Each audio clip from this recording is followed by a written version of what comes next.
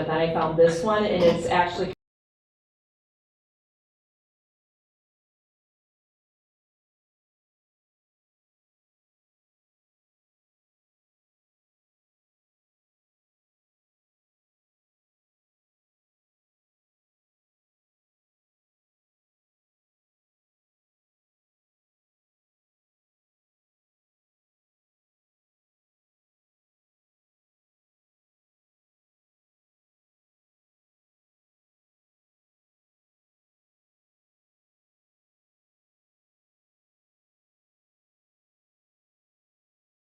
job. Do you want me to go grab the fan? I didn't.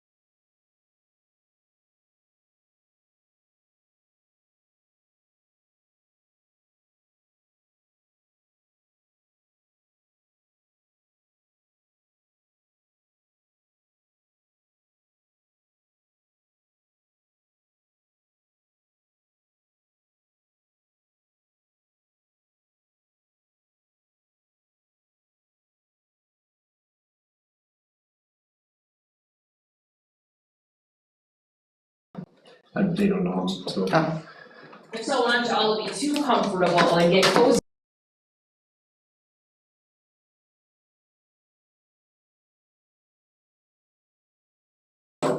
Yeah, Yeah, well, all the way down there.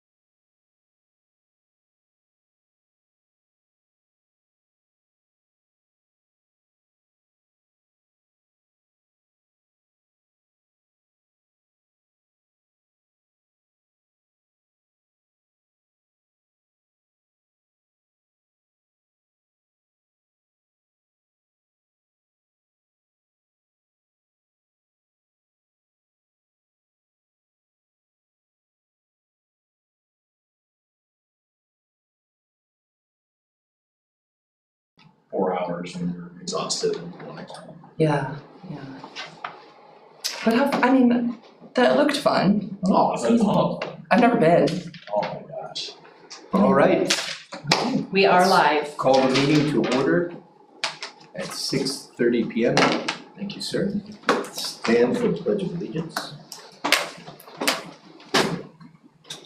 Pledge Allegiance to the flag of the United States of America and to the republic for which it stands, one nation, under God, indivisible, with liberty and justice for all.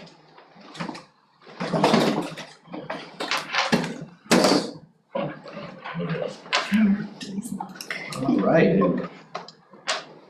Proof of giving public notice. Notice was given. All right. First on the agenda this evening is we have a remote participation of a board member this evening that requires discussion of the decision for participation. Matt McNulty is off site, and I'm looking for a motion to approve of Mr. McNulty participating remotely in tonight's meeting? So moved. I'll second that. Oh, sorry, didn't know you needed that. Any discussion? Okay, all those in favor, say aye. Aye. Aye. All those opposed? Motion carries. Just give it just a moment here. Get Matt online.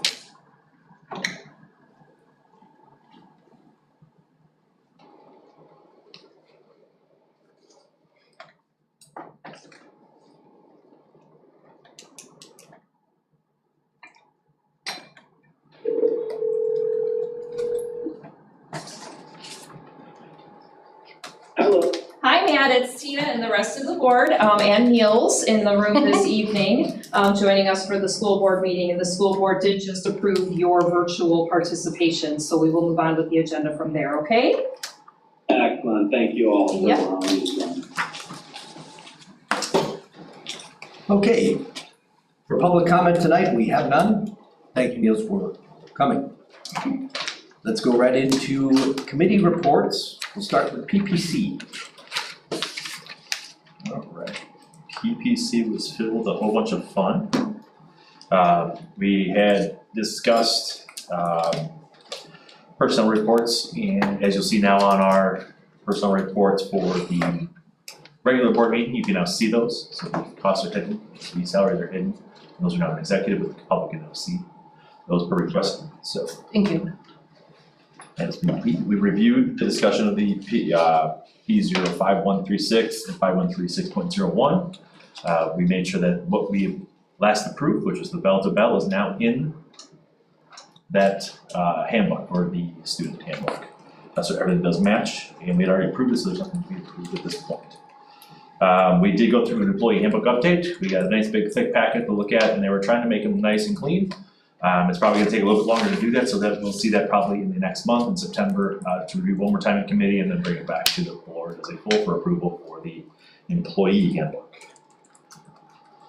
We talked about a couple different student successes, competencies and wellness competencies, so I'm starting to lay some of those out. There was a approved teacher administration contracts extended and best candidates to fill vacancies for summer. And we had moved that to September because there was no rush to get this piece in. We wanted to make sure the rest of the stuff was getting done.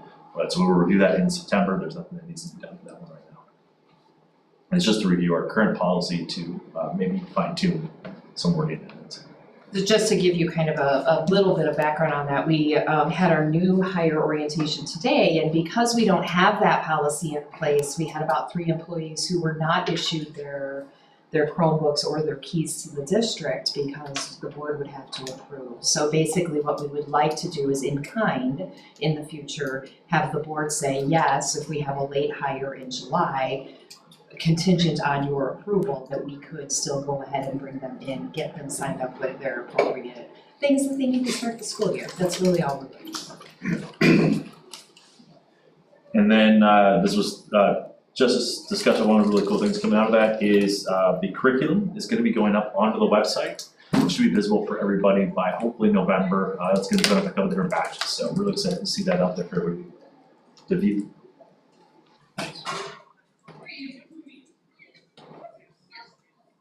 That's it? That's it. All right, thank you. Finance committee. Okay, so we met, we had, we went over the spending reports and spending is in line. The audit, or annual audit is closing. I have written next week, so I suppose that's this week. Yeah, we had the first day was today, and they'll be back on site tomorrow. I'm sure there'll be some ancillary things that they want to see after they leave, but a majority will be done after they leave tomorrow. Perfect. We talked a little bit about the budget. We've been tied up with the audit and start of school and just transition stuff, but obviously next month is a big meeting for the public, so we kind of talked about what that might look like. I think we may have some stuff's moving in the right direction for us there on the budget side, so I won't steal his thunder when he presents that next week. So that's still, I'm still working through numbers and things of that nature, but we've seen a nice little uptick in some enrollment and some other things, so I think that should be positive. I guess the last thing I'll say is that Patrick and Greg and Tina have engaged a company to help us with our capital plan, updating our capital plan. When Amy was still here, we saw three or four different companies she brought forth with proposals.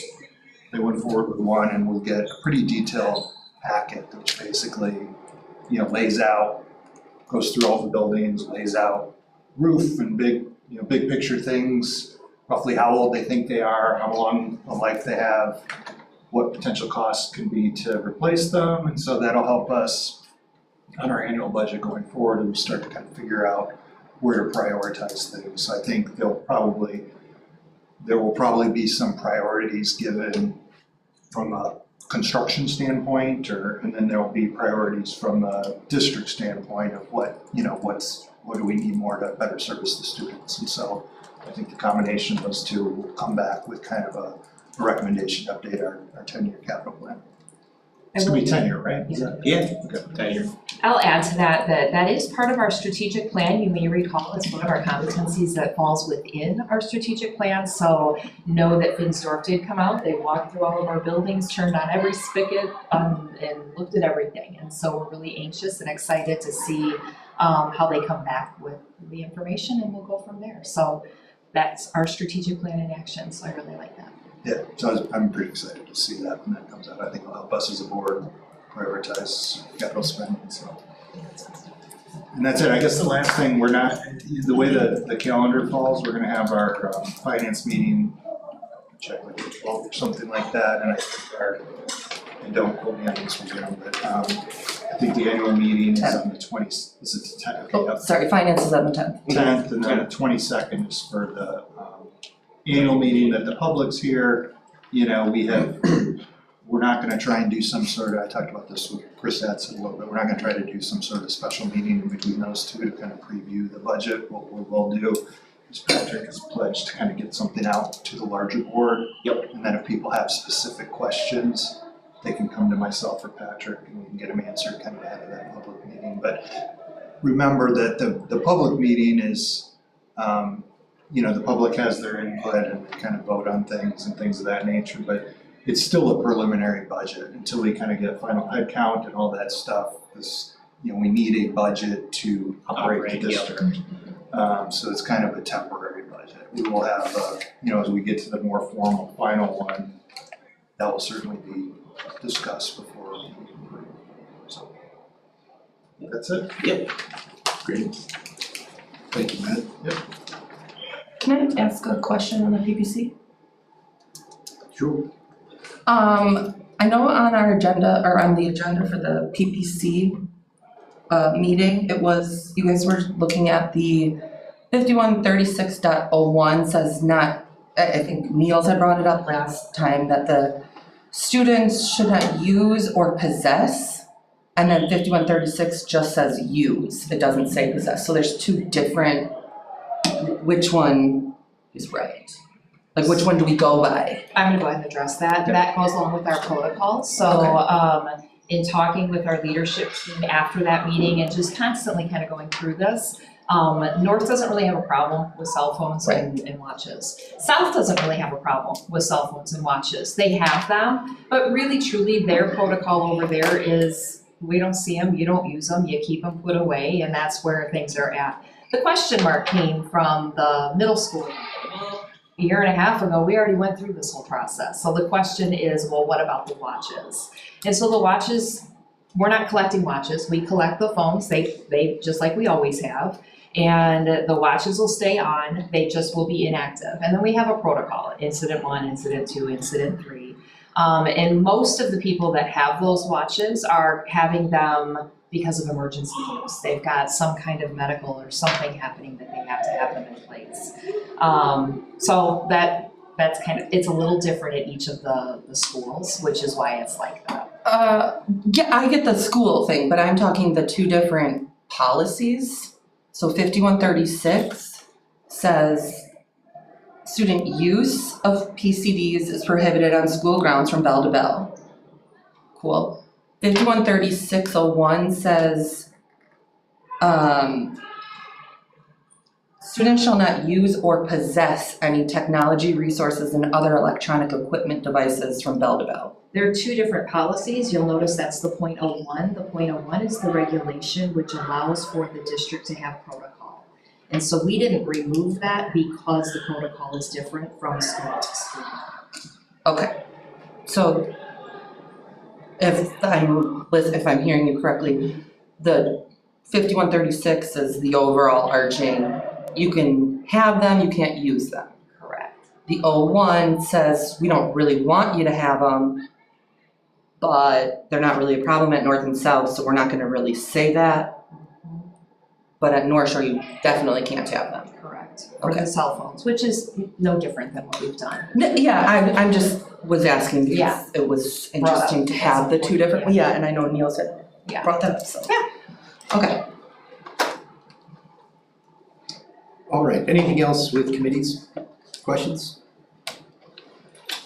All right, we will move on to superintendent report, district updates. Excellent. I'm just gonna hit on a couple of things that are questions that are big right now out there that I wanna clarify for families and maybe the board and anybody else who's watching or listening. One of the number one questions is, what is advisory? What is that at the middle school, 6th through 8th grade? You may recall, if you've been in this district for a while, they have tried this kind of homeroom concept at the beginning of the day, and we ended up, a lot of kids just kind of slept in a little bit, right? They didn't make it in. And then we tried it at the end of the day, which was another opportunity for those students who were involved in athletics to get picked up early and leave, so they were missing advisory. So they went away from it. Now we have the portrait of a graduate, and we have these themes across the district for K through 8th grade. Plus, we just have some pertinent information. We've put it in the middle of the day, which is also a great opportunity for us to reset middle school students. So that's what it is. It's about a 15-minute session. They have the same one person as their homeroom teacher, and they have, different lesson plans and ideas. Announcements will take place during that time, and any other pertinent information sharing. So that's what's going on in advisory. And then you'll see the portrait of a graduate is coming through also in the middle school. It's coming through across the district, but specific to the middle school. It's a class, so our 6th graders 2 times per week for the entire school year will be focused on fundamental skills that are aligned with our portrait of a graduate. Our 7th and 8th graders both take a quarter of that class. And I'm gonna just pull this up really quickly here, sorry, just give me 1 minute. And just to kind of give you just a brief overview of what that looks like for our students, and you have to remember, we haven't even had staff here yet, right? So they have work to do, and this ship hasn't even gotten off the dock, so to speak, right? So we're really excited about what we're doing with that. But I wanted to just share with you just a quick couple of words about what it looks like for 6th grade. We are looking at foundations for the future. So it's about self-awareness, collaboration, and civic awareness. The culminating project for 6th grade will be a portfolio and a This Is Me presentation. In 7th grade, we have Pathways to Purpose.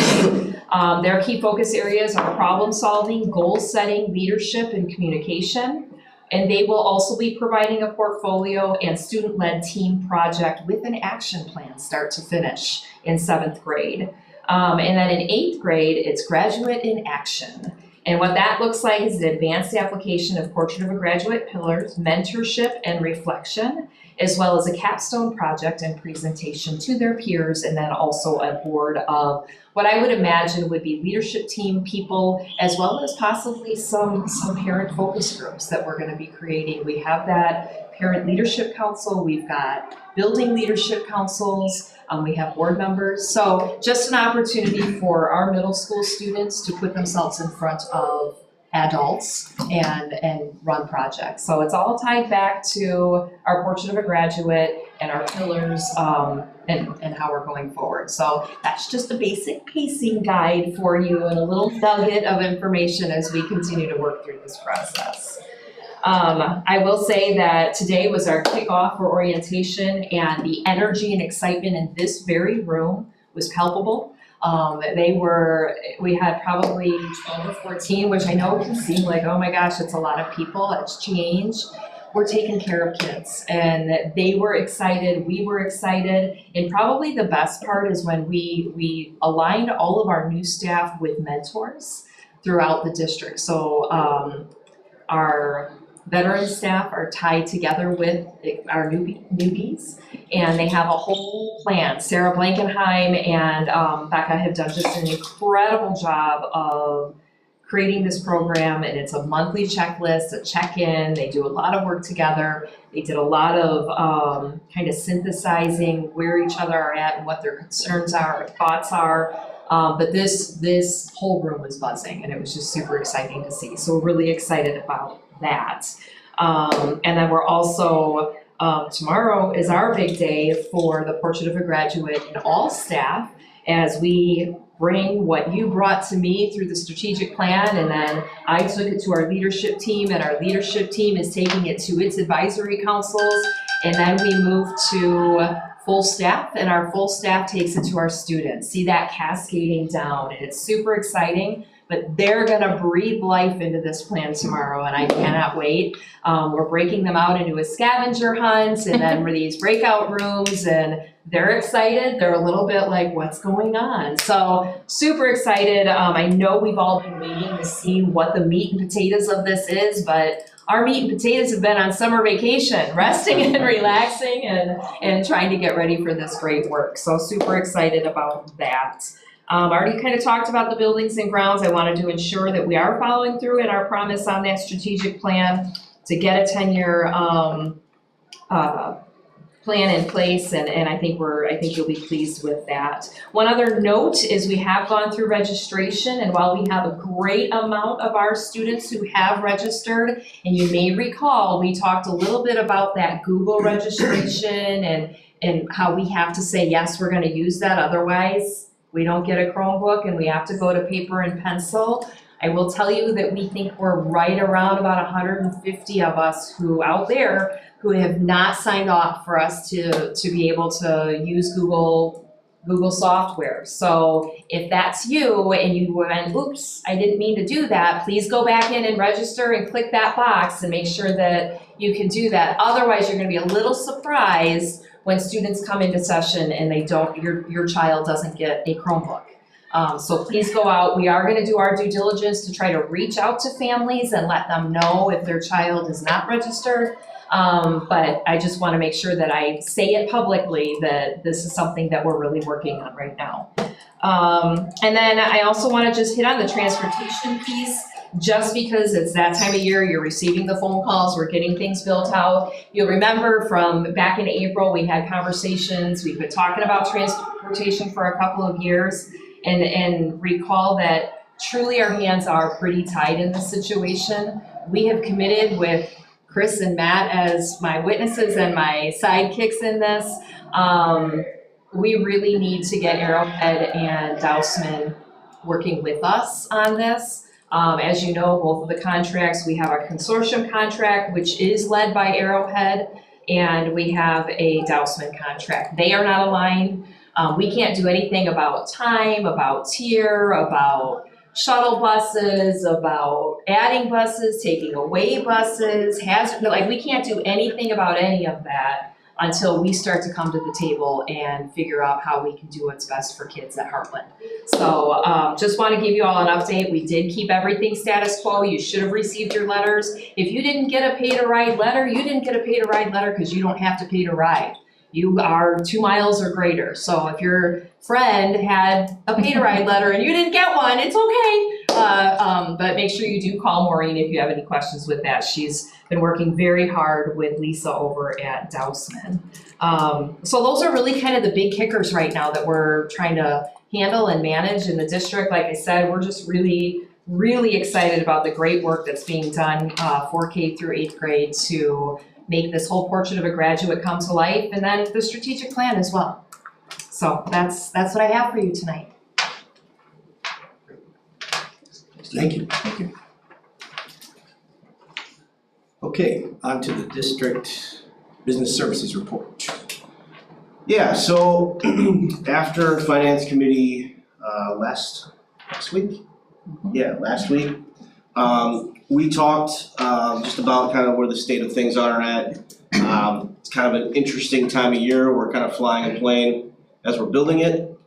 School year is about to start and we don't have a budget yet, but very normal, very odd if you're in public sector finance, but very, very normal for public school finance. So we talked a little bit about kind of where things were at. We've had a lot of just kind of beginning of year ordering going on. We closed out the last fiscal year. We're into 25-26 fiscal year. As mentioned previously, auditors were on site today. They will be back on site tomorrow. Things looked really good. Just the normal questions and supplying some supplementary documentation for different items. As far as the budget moving forward, I've done a lot of work the last 2 days. Actually, I sat down for a few hours on Sunday, and then today, while the auditors were here, I started punching in some things. Amy left us a really, really solid starting point, and as was alluded to, enrollment looks really good, strong. Specifically, open enrollment versus out versus open enrollment in, which can be either a huge windfall or a huge cost for any district, is looking really, really solid and an improvement from last year. So all indicators, as I take kind of a finer tooth comb through the accounts, things look really, really solid. Just to reiterate, I shared this with the finance committee, there's a lot of misunderstanding in the funding mechanisms and kind of how things have changed. There's a $325 per student increase that gets added each year per the governor's executive or line item veto is what you call it.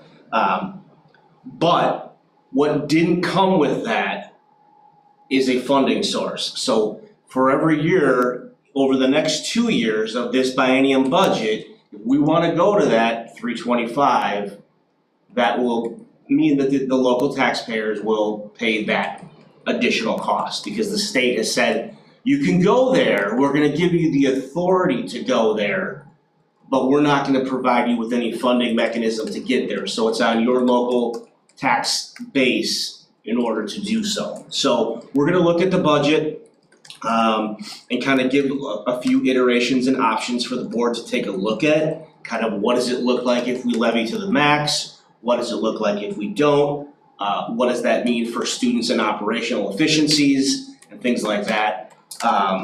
But I think that's a big misunderstanding that's out in the general public on the funding mechanisms differ from the authority to raise that tax.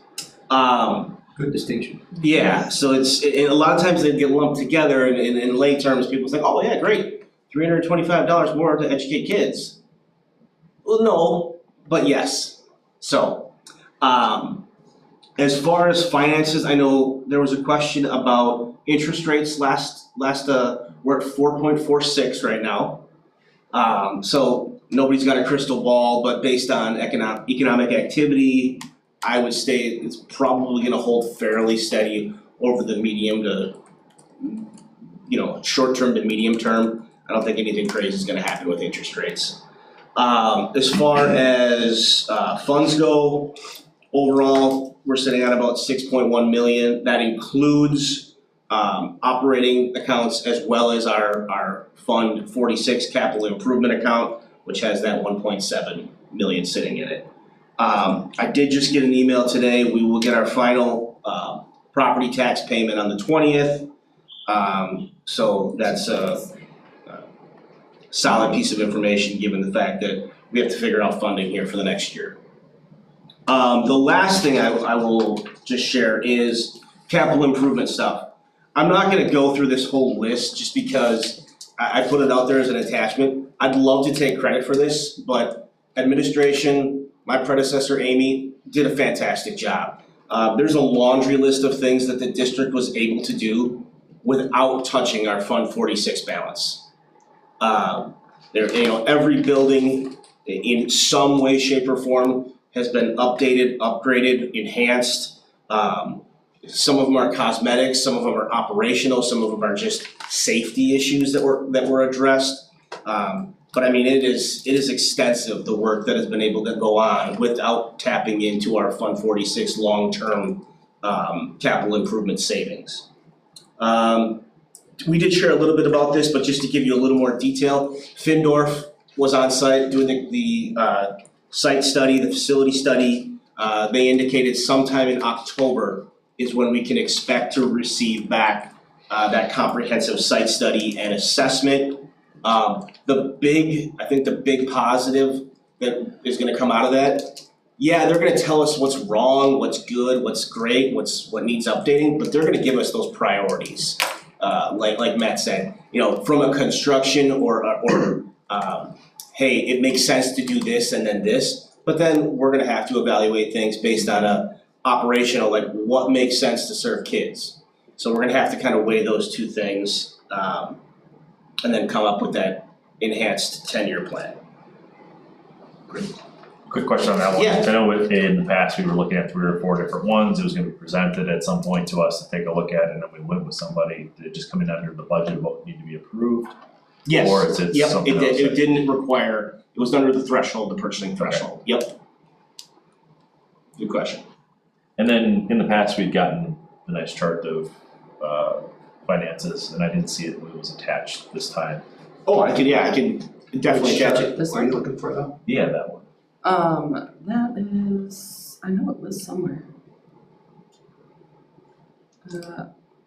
Oh no, maybe not. No, the monthly voucher and purchasing card report is not attached. It must have just not happened. It's weird because you saw it, Chris. Yeah, it's in the executive content under consent agenda, the voucher report. Yeah, it is. I think But not the- you're referring to the account balances. The monthly account balance. Oh. Yeah, right. Gotcha, yeah, I can make sure that's included, and I can send you that via email. Okay. Yeah. Any other questions? Okay. Next, we will move on to consent agenda. Under item number 9, we have donations, employee personnel report, monthly voucher and purchasing card report, school board meeting minutes from July 21st, and the approval of the consent agenda items just mentioned. At this point, I'd be looking for a motion to approve the items in consent agenda as presented, unless anyone has a request to pull anything out for specific discussion. And there was no donations, even though we have the donations out there. Correct. Yep. And motion to approve the consent agenda. Second. Okay, any discussion? If not, Sorry, the only question I have is how many openings do we still have? None?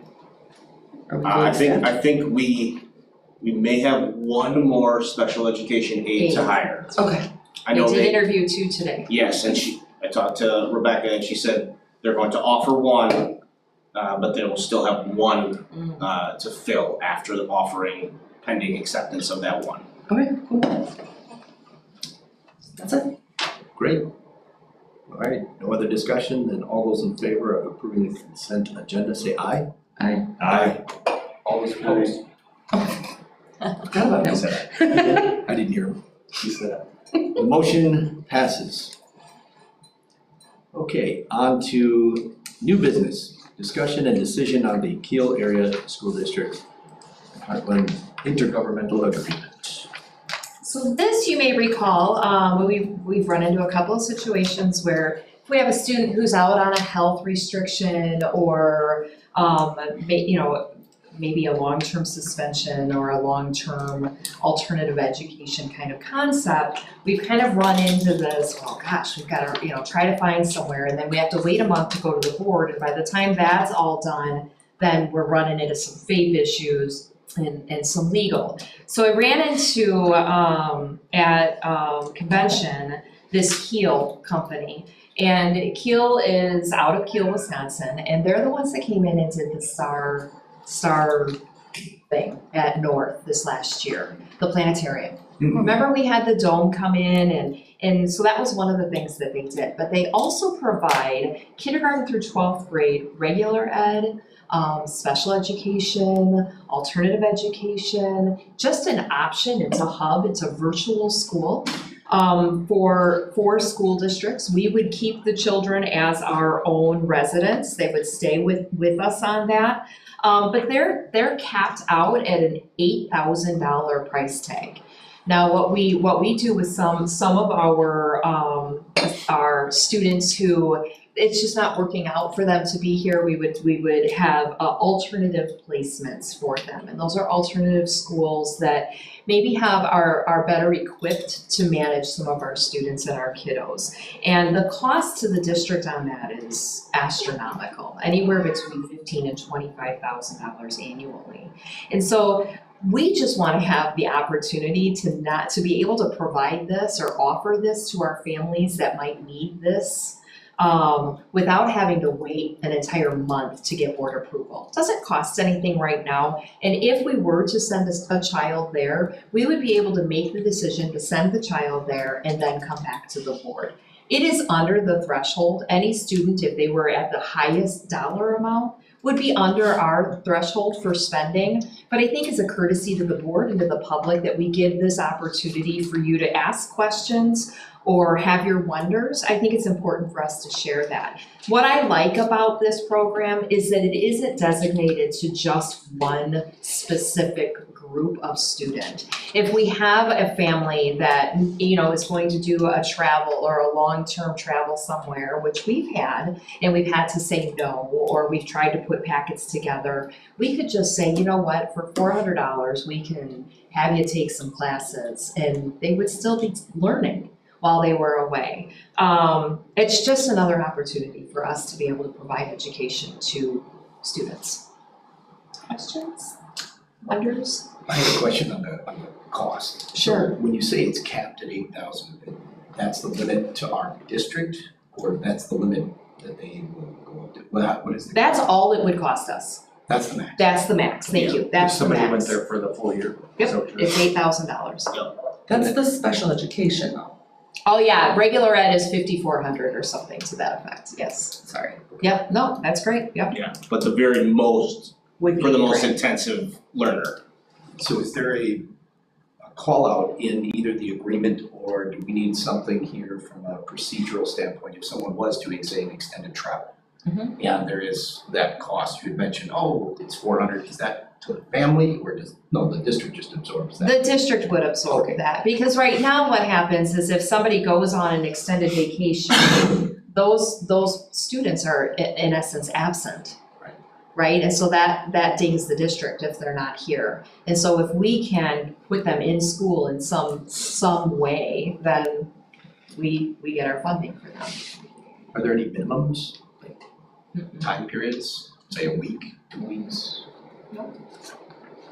So a family potentially could say, we're gonna take a 2-week vacation, and our kids could still. Right, all those parameters we have not worked out yet, right? This is I just didn't know if there were this. minimums. Yeah, no, this is just an initial hey, this is an opportunity for us to be able to serve all of our students in a different way. And I'm not sure it's a better way, but it's a different way. Could be better for some. Right, Yeah. right. Yeah. It's just an option, It doesn't mean is. we're gonna put somebody in this Exactly. all the time, but it's Exactly. just something we have. Just something that we have in our back pocket that I can say, yep, the board supports this program as an opportunity for us to place. Bless you. Excuse me, thank you. I had a question along the lines of the financials as well. When it says in paragraph 2, I don't know, paragraph 2, it's number 2 under page 2, it says enrollment, so it's without participating in the Wisconsin Open Enrollment Program. So when someone does an open enrollment program, we then, I think I saw like a $10,000 number, then we're paying out? Yes. So if someone wanted to go take a virtual academy online, instead of coming here, open enrolled into the virtual whatever, it would cost us 10. Yeah, we But lose with them. this, we would pay 55. Yeah, they stay our students, so we don't it's a caveat kind of. Yeah, They actually stay our students. Yep. So we don't have Helps. to transient that $10,400 out. Okay. And they don't count against us that way. so we would really wanna push people that were doing virtual, saying, hey, look at this other option that would still get you the virtual, but still help our district Correct. save $5,000. That is correct. The only thing that I would say, the caveat on that is currently the DPI does not allow for open enrolled students into our district to participate in programs like this. So if we have a student who's open enrolled from Oconomowoc, Okay, we would not be able to provide them this service. But we Their can home- got it, still, correct, we can still avoid losing someone that's right, Resides here. our kids. thinking of virtual. Because otherwise we lose them and We the lose money 10. goes with them to wherever they're going to be doing their education. And can you remind me what our per pupil reimbursement is right now? It's like 11 something, right? 11.8, I believe. That's before the adjustment. 325? Yes, I believe so. Okay, and then do we then have to provide technology? Like, do we give the kids that are going for alternative, not the families leaving for vacation or whatever, but kids that are going for alternative schooling, do we provide the technology? I didn't see anything in here that, Yeah, I guess mentioned. that's a clarifier for us, right? I mean, I think currently our students we give students technology, they take them home and bring them back. So if it's a virtual option for them, I would assume we would let them use our technology, but it's a clarifier for us, we will absolutely ask that question.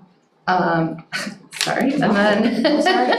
and then on, number 7, the proration of costs, it was saying $400 per half credit. What constitutes a credit in this? So that's gonna really be a lot more based on high school, right? Because Okay, you know that's how what I high thought. schools have credits, so, obviously each contract is gonna be written individualized, specialized to the student that is in that program at the time. It's really hard for me to guess what that might look like, but when you're talking about credits, that's really a high school. That's what I thought, and that's why it was throwing me off, because I'm like, well, how then do we say, okay, student A got through September and October, and then in November, we're like, I think really alternative placement is better. Mhm. This is saying they already take the 5,500 in the beginning, but then is it like divided by month paid if someone, I don't know. Again, until Okay. we get a student doing that, we're not gonna know what that Okay. is. And then the local mentor, is that someone on our staff? Yes. Okay.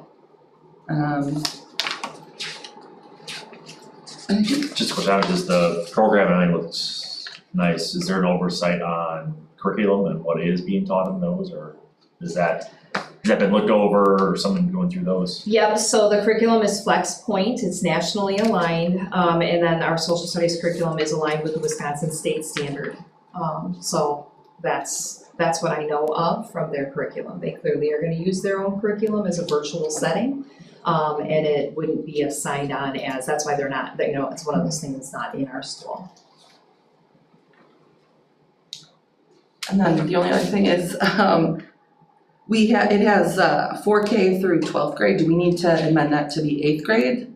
I mean, I get we don't have 9, 10, 11, 12, but wasn't sure legal-wise how that works. No, this is their general contract Okay. that they use for districts across the state. Cool. And again, you know, we would bring this back if we had a student, I just wanted to make it an option. I think it looks good. It's a I like good it. suggestion, thank you. Okay. Great, very good. We do have it as a decision Yeah, right. and, right, so, okay. Is there anything else that you wanted to cover with it? No, I just want us to be able to make sure that it's an option for us, that we can add that to our list, because I think it would have come in handy in some of our past experiences. Okay. Just looking for solutions. I'll make a motion to approve the Keel Area School District Hartland-Lakeside intergovernmental agreement as presented. A second? Any further discussion? Questions? Hearing none, all those in favor say aye. Aye. Aye. All those opposed? You there, Rick Valentine? Yeah, I'm sorry, I was on mute. I said aye. Okay. Sorry. Thank you, sir. Thank you. The motion carries.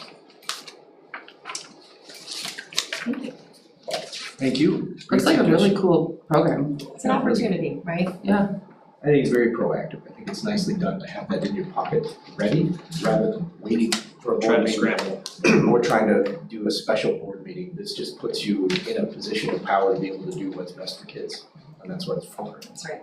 The Waukesha School District has something similar though, don't they, with a I don't know virtual? I don't know who they use. A lot of the districts have charter schools, so that would be our next step if we wanted to use this. And trust me, that's something that we have all talked about, right? So this just kind of starts to help us kind of make that a stepping stone. It's a baby step in that It is a direction. baby step in that direction. Like it. Thank you. Thanks for bringing it to us. Okay, next, number 11. Future board, committee action, or discussion items. I do not have anything specific. Does anyone have any items that they would like for consideration in future meetings? Not correct. No? Okay. Then we'll move on to number 12, future meetings. We do have the Arrowhead District-wide School Board Assembly happening this Thursday, August 21st at 6:30 at the South Campus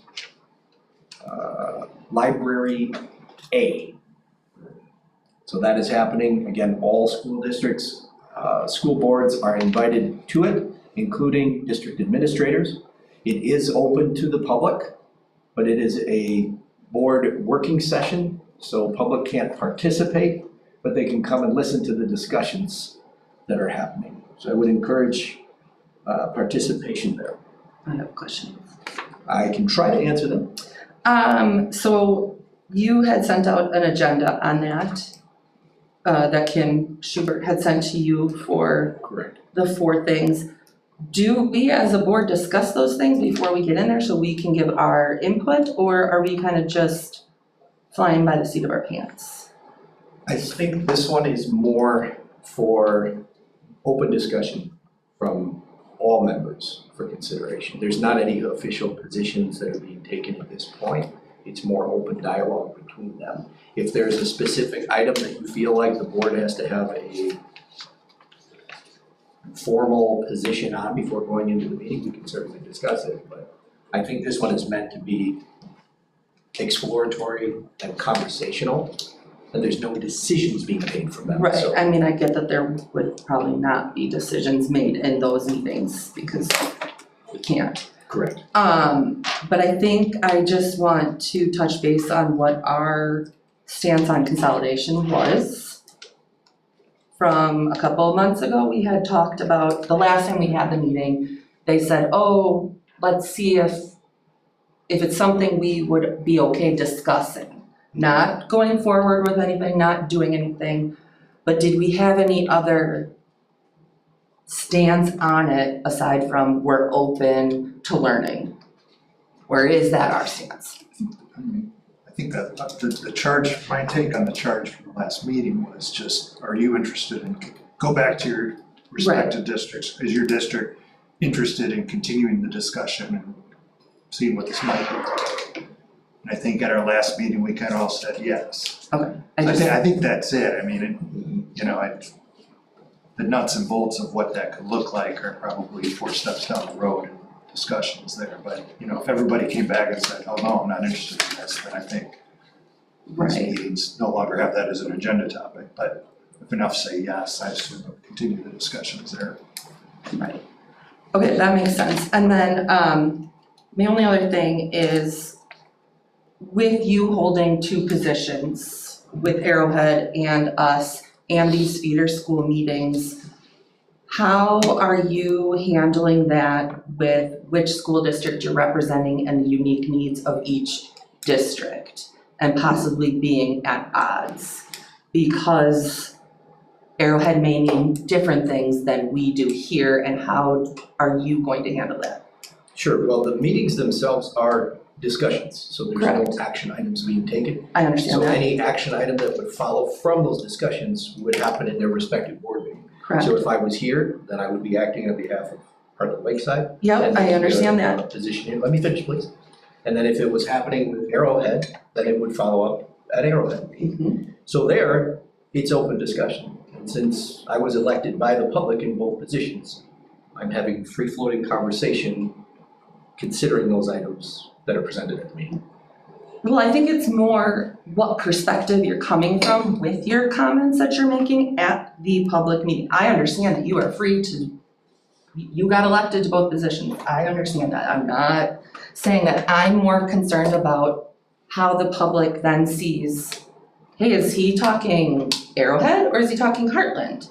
Is he yes, he's representing both of us, but sometimes we have at odds, or Arrowhead's thinking of doing things that may affect Heartland negatively. Is he standing up for Heartland in those discussions? Sure. It's a lot of questions and what ifs in that Correct. statement, so I can't answer it without knowing what might be in front of me. For example, one of the items that were in the email was exploration of some sort of collaboration on cell phone policy. Yep. We already have a designated one here. Yep. It's already working. The Arrowhead board is considering different paths. So if they're asking questions of the group, and it came to me to answer the question, I would first answer from the Hartland-Lakeside perspective, this is what our district is doing. Then I would say, from the Arrowhead district, we are listening to the other districts to see if there's any sort of consolidation or collaborative policy that might make sense for the entire district. So again, it's a really difficult thing for me to answer unless there was something in front of me. But from a discussion standpoint, I'm going to discuss it openly for what's ever there, and then the action portion would take place at any open meeting. Okay. And then my only other follow-up is, and I know this sounds juvenile, if you will, but with your social media page that you are posting your really awesome fireside chats, which I really appreciate those. I think they're great. Thank you. For both. But your page only says Hartland-Lakeside School Board, and yet you're posting your Arrowhead stuff on it. Why does that not have both? And do you think that that may cause some confusion when you're posting in other groups from that page, but yet representing Arrowhead? I don't think so. I make it pretty clear what I do with video. Okay. And it's a personal page, so. Well, it's your campaign and your It's board it's position, so a yes. Personal page. It is not maintained by the district. It's a Yeah, personal page. I 100% agree with that, and I'm not trying to say get rid of it. I like it. I like your fireside chats. I do watch them. I do listen to them. I think that's great. I'm just more concerned that people get confused saying, oh, I didn't see the top of it said pool update or Arrowhead update, and I'm listening and I might think it's Heartland because I only know you as a Heartland school board member. Sure. Or flopped. I only know you as an Arrowhead member, but yet I'm listening to Heartland's updates and thinking this is Arrowhead. Do you know what I mean? I know what you mean. So for anyone listening, if I do post these, I make sure to put in the title, what district and what board it's from, and then I also state it again in the video, and hopefully that's enough for you to understand the difference. Thank you. Anything else? Okay. PPC, you have a scheduled meeting Thursday, September 11th at 8:30 in the morning. That's still good? Yep. Finance? Sure is. Oh. Thanks, Matt. Sorry, there's a delay. Way to get off mute. Finance Committee, September 10th, 8:30 a.m. Do we need to put the notification for a possible quorum if other people do decide to come? That's a great question. What I would suggest that if any board members are planning to attend another meeting, please let your committee chair know. And then if by chance there is an additional person, please work with your board clerk to properly notice the meeting.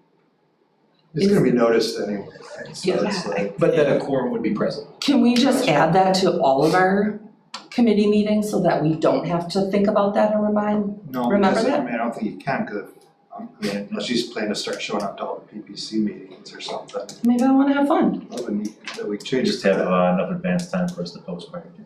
What if I wake up that morning and say, I wanna go to PPC? I mean, we have a quorum. We would have a quorum that wouldn't be posted, so we would ask for best practice to let your clerk know at least 24 hours in advance. Okay.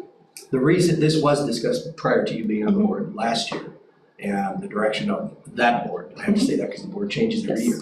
The direction of that board was not to include a potential quorum at every meeting, because then the public won't know whether or not a quorum will be present. Some community members expressed a concern that they wanted to know if a quorum would be present, because then they would specifically attend. If you put a disclaimer out, quorum may be present for every single meeting, you might have people that take off work for something that they didn't need to. So that was the reason, at least last year, that That makes sense. it didn't get added to everyone. And then the best practice that came from it was, if you were gonna attend a meeting that you weren't part of normally, just let the committee chair know, and then they could work with the board clerk to post it. Cool. Staff breakfast, Wednesday, August 27th. Any comments about that? We are, as we always do, we have a lovely breakfast welcoming back our staff this year.